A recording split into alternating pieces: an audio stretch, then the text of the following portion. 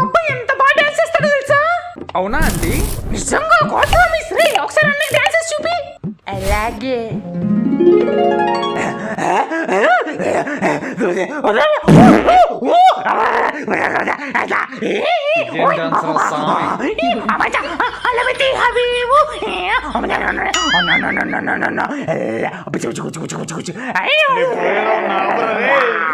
ఎలా ఉంది బాబు డాన్స్?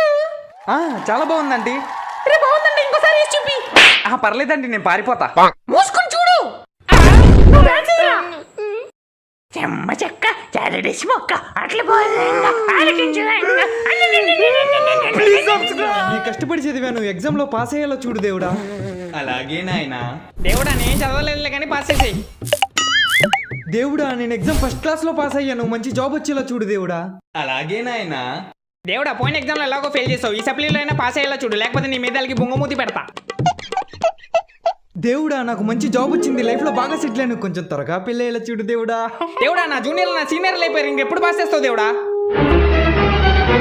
దేవుడా నాకు పెళ్ళే 2 పిల్లలు ఉన్నారు, వాళ్ళు చల్లగా ఉండేలా చూడు దేవుడా.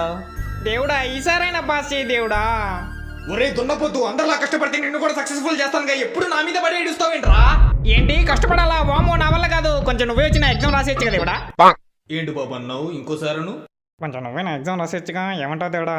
నువ్వు భూమి మీదే ఉండరా, నేను వస్తున్నా. నువ్వు భూమి మీదే ఉంటూ నేను వస్తున్నా. వామో అందరికి అర్థమైందా?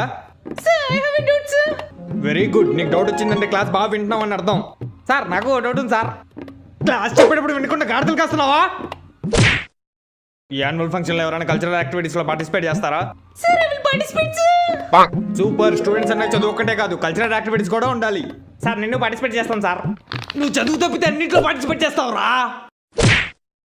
అన్నట్టు నేను ఇచ్చిన హోంవర్క్ అందరూ చేశారా? చేయడం వాళ్ళకు ఉండేది ఇప్పుడు.